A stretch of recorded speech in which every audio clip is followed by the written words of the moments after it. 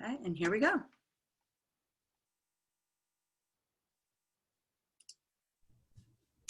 Hi, you guys. Oh my gosh, I am so excited to be here with you all today. And are we not loving the Age of Conversation Summit? What a cool conference this has been. It's been such an amazing opportunity to reconnect with amazing people, and it has been phenomenal for us just to be able to talk to one another and just ask what's up and how can we support each other during what's been a crazy, crazy year. For those of you who already know me and have met me maybe at another conference or we've served together on some sort of committee, I miss you so much. And I promise the next time we see each other, which hopefully is sometime soon, we are going to have not just a glass, but a freaking bottle of wine and catch up on all things life and all things 2020. For those of you who don't know me, I am Courtney Stanley, and I am obviously today's presenter for the one about the comeback. I'm so excited to talk to you all today about the topic of turning a setback into a comeback and how you can really own 2020 or really any moment where you feel like you've hit rock bottom or gotten close to it and climb your way out to success. So before we get started, of course, I want to tell you a little bit about myself. I'm so excited to be here with you guys today. I really want to know where you're joining me from. So please use the chat box, talk to each other, tell me, introduce yourself right now so I know who's here, where you're coming from today, and tell me a little bit about yourself. Maybe use one word to describe you as a person. That'll give me a little bit of insight into who you are. So again, my name is Courtney Stanley. I am a keynote speaker, event MC, and career coach. I have had the pleasure of living and breathing in this industry for many, many years now. I've been on the planner side, I've been on the supplier side, and after years of side hustling, I decided to go full-time as an entrepreneur and turn my passion of speaking into my full-time career. And we're going to dig into a little bit of that in this session today. I am the creator and host of Dare to Interrupt, which is a meetings industry women-inspired podcast that offers the most influential and inspiring women in our community a platform to tell their story and to share advice completely uninterrupted and unfiltered. It's been such a fun project to work on. So if you haven't checked it out yet, you can take a look at meetingstoday.com/podcasts, or you can check it out on any major podcast platform. So please, please, please do that and let me know what you think. I'm always looking for the next amazing guest. Of course, being in the industry, we're all going to be overachieving volunteers. So I am a former member of MPI's International Board of Directors and the Association for Women in Events Board of Directors. And I currently have the privilege of serving on MPI's Women's Advisory Board. So if you haven't figured it out already, I am all for empowering my fellow amazing women in our community. That said, I would love to cross this off the list before we get too far into this presentation, because I am all about connecting. Because we're not face-to-face today, I want to be able to put a face to the names that you've dropped in the chat box. So actually, what I'm going to do, if you don't already know, is I'm going to teach you a little trick today. I want you to pull out your phone and open up the camera app, so as if you were just going to take a picture. You're going to hold up your phone right over the screen that you're looking at right now, hover over that QR code, and it will take you directly to my LinkedIn profile. So hit connect, send me a note, let me know you were here today. If you want to wait until the end to do this, that's fine too, but make sure that you connect with me because I truly, truly want to stay in touch with you. So I think the best place to start in talking about the one about the comeback is sharing a little bit about my story and what I've been going through in the year 2020. So as I mentioned before, I have been side hustling, I've been speaking, I've been writing for industry publications, I've been doing different types of event consulting work for years on the side.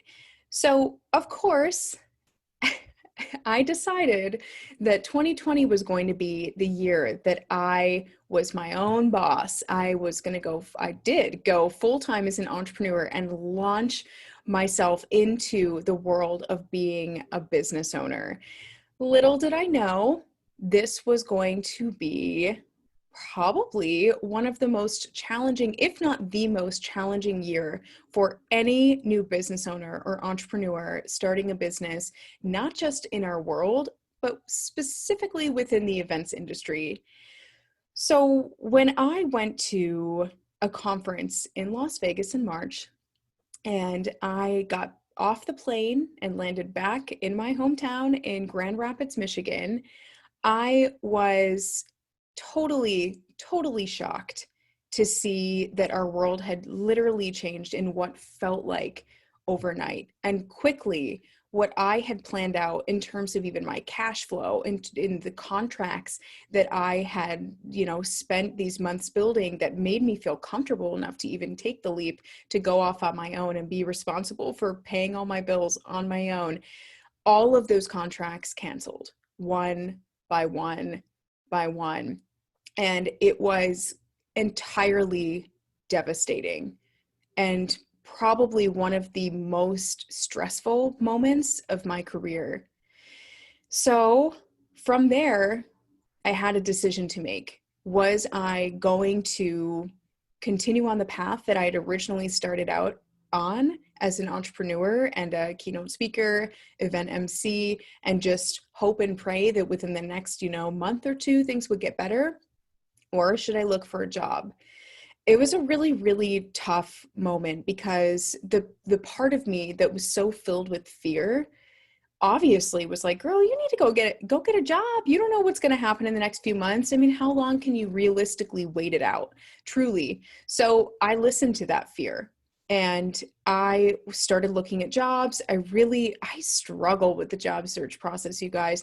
And I think it's because I am an entrepreneur. I truly desire to work for myself and to just build and create community and inspire people. So when I was looking for the next thing, nothing sounded good to me. I just wasn't super interested in anything I was finding.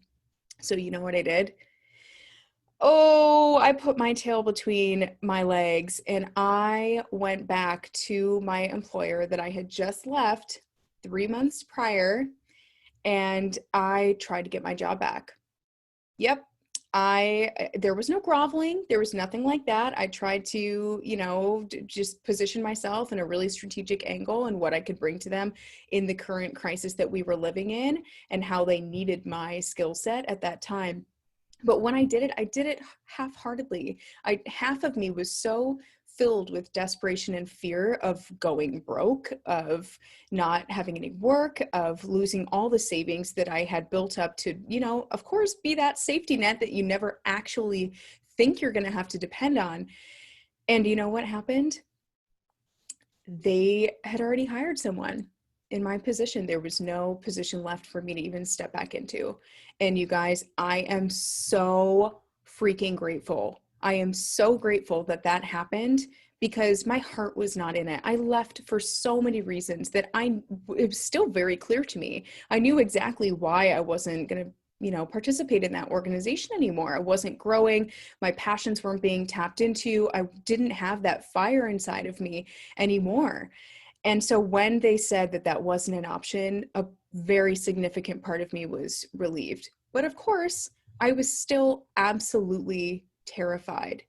So I want to talk to you about the 5 stages of grief because honestly, you guys, the feeling of losing anything.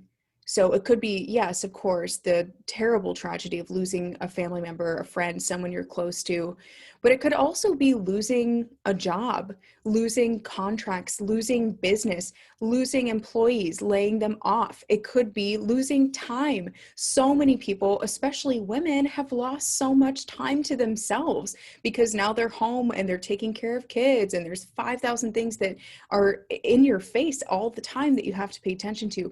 All of these things signify some form of loss. And what I realized is that back in March, when I first got smacked in the face with the reality of COVID and its impact on not just the industry, but me as a professional and as someone who had to pay her bills, that I went through the 5 stages of grief. The first being denial.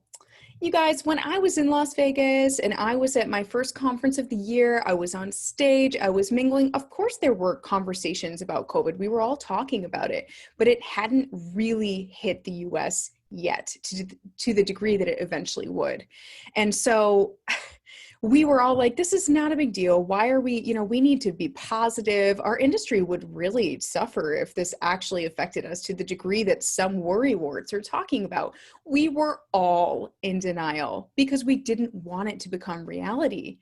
And even when I got back from Las Vegas and I had the first contract cancel and then the next contract cancel, and then all of a sudden, April contracts started canceling. May contracts started, getting a little bit shady.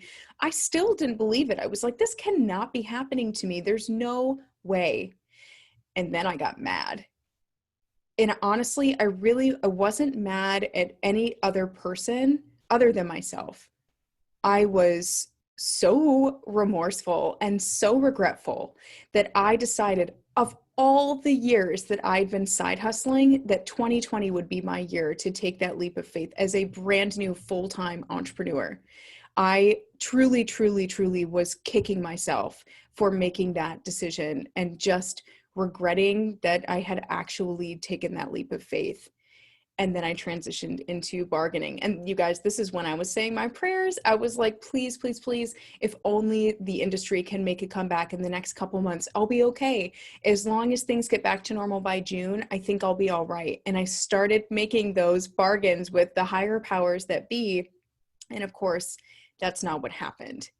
And that's when I slipped into the most difficult stage of going through this setback, which was depression. I was paralyzed. I was confused. I felt unfocused. I felt directionless.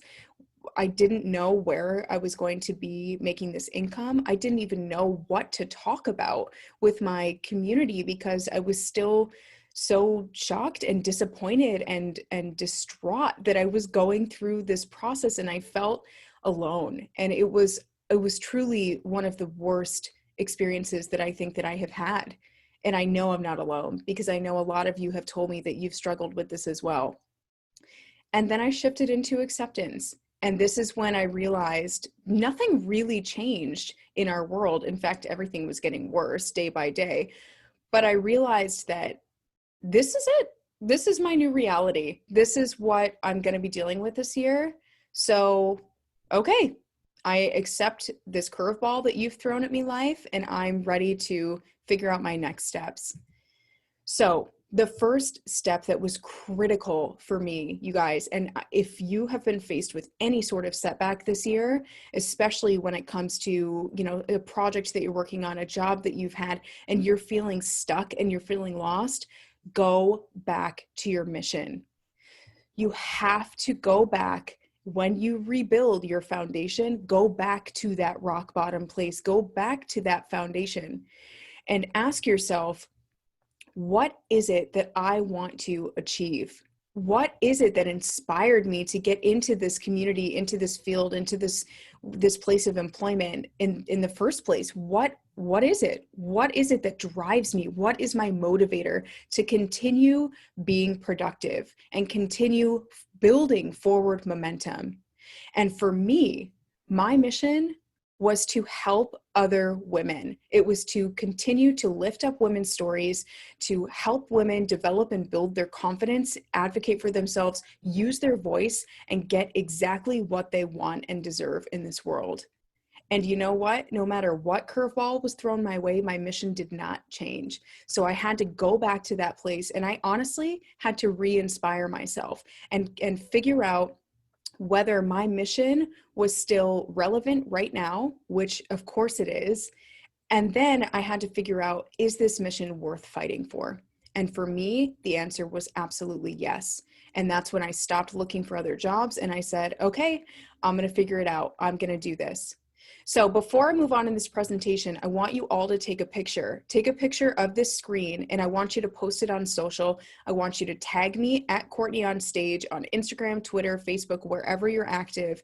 And I want you to fill in that blank. So type in that blank. What is your personal or professional mission? Tag me in this, tag me in any pictures or whatever you take during this presentation, because I am going to choose one person to gift with a complimentary career coaching session. So if you've been through some tough stuff this year, I've got your back. You've already heard that my mission is to help you. So in order to be qualified for this gift, take a picture, write your mission, post it somewhere, and tag me. I want to help you. Okay, so getting back into this stuff here. Oh my gosh, you guys, how many times have you tried this year to get creative? Get creative about, even a new way to inspire yourself to work out, a new project that you can work on, figuring out how to make the best out of 2020, and you just fall flat. How many times has this happened where you're like, okay, I'm going to get myself pumped up and I'm going to create something amazing and it's going to be game changing and life will change. And then nothing comes. There's a reason for that, you guys. Scientifically, psychologically, if you are dealing with a severe state of stress, loss, or grief, which is what we just talked about, and regardless of what stage you're in, if you're dealing with one of those stages, your brain is actually incapable of being creative because your brain has shifted into survival mode. You are on autopilot, sis. You are doing the black and white, the bare minimum. You're just trying to get through the day. And so I say this to you because I understand that when you're set back, all you want to do is get back up. But sometimes it feels like you're stuck and it's not your fault. There's a reason for it. Your brain literally will not allow you to until you get to that stage of acceptance and start building momentum, which is exactly what we're going to talk about right now. So I would definitely consider myself a servant leader, which means I essentially invest in the growth of other people and the potential and well-being of other people because I want them to succeed. I want them to rise. And then in effect, I also grow as a leader and I also rise. And that's what I have truly built my legacy in the industry on, lifting others up to better our community and to better you.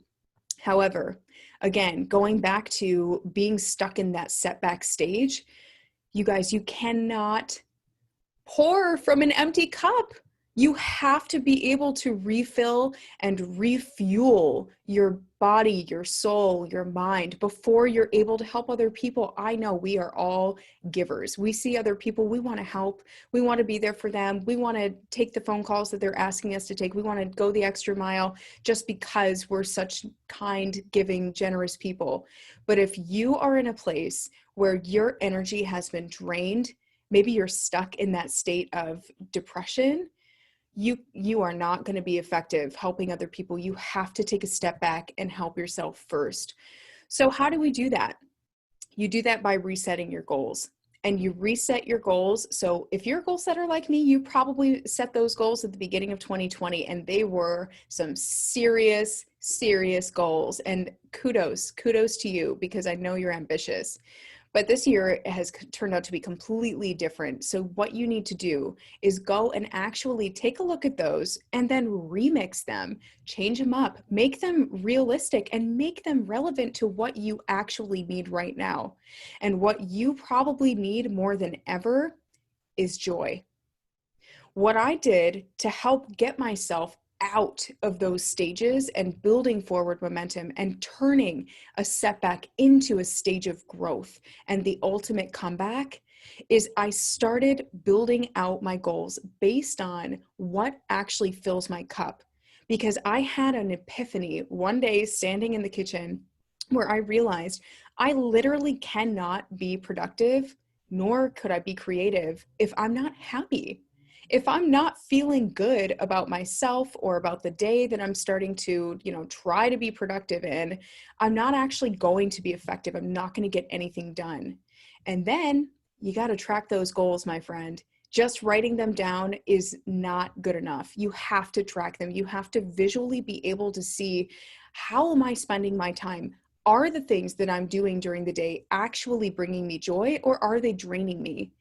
And then you got to be transparent.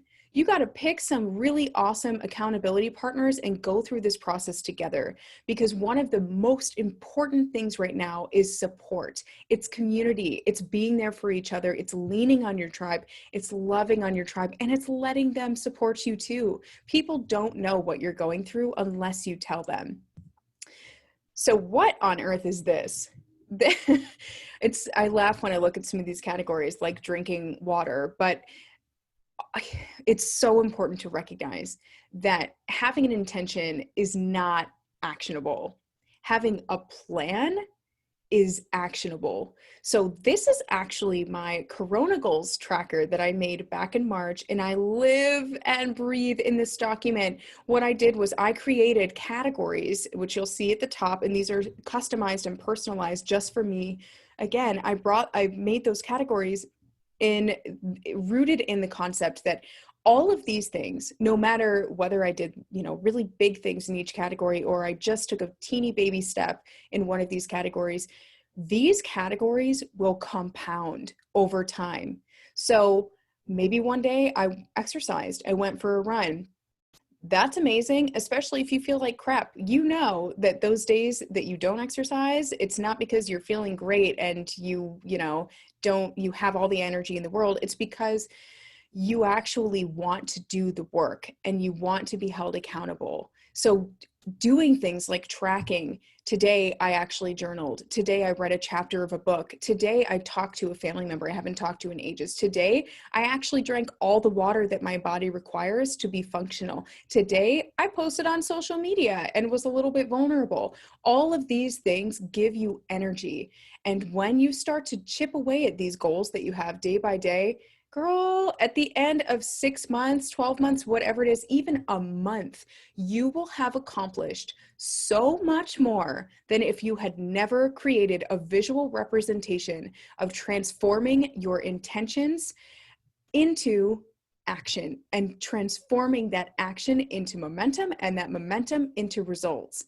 So if you want this tracker, and I'm telling you, this was my saving grace when I needed to build momentum and I just couldn't build up the energy, let me know. You can steal it. I will give it away for free. You don't owe me a darn thing. Just go to my website. You'll see it at the bottom there, courtney-stanley.com. Fill out my contact form there and ask for the tracker, and it's yours. I'll give you a customizable version.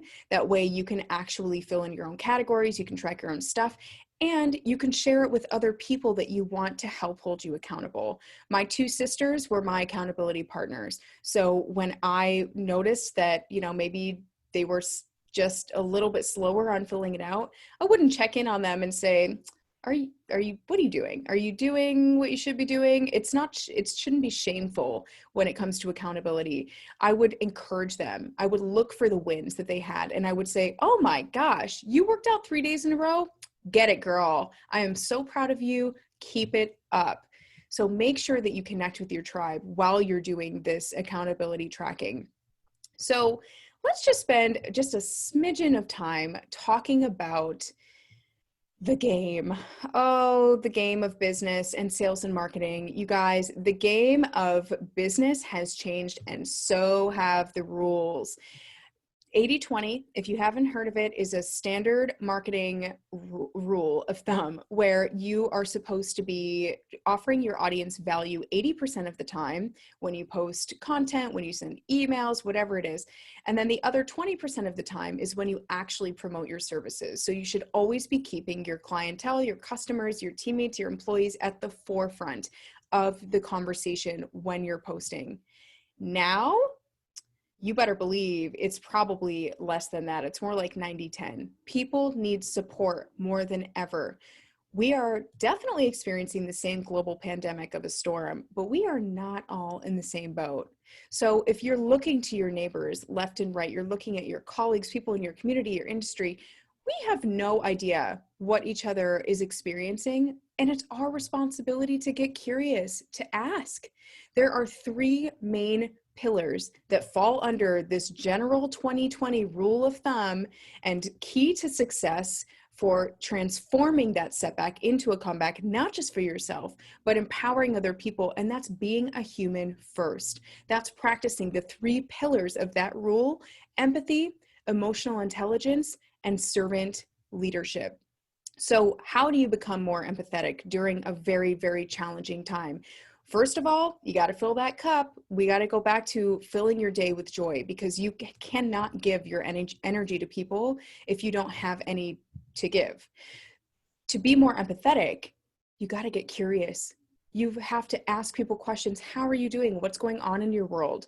You need to find those areas where you have commonalities. So maybe somebody just lost a loved one. Maybe somebody just lost their job. You have to be able to open up and listen hard and practice vulnerability. You have to be able to have those conversations with people, because right now, I'm telling you, you guys, everybody needs a friend. Everybody needs support. Everybody's going through some kind of crap, and we just don't know what it is until we ask. Try to level up your empathy. Second is emotional intelligence. So let me know in the chat, do you consider yourself an emotionally intelligent person, or do you feel like it's something you could work on?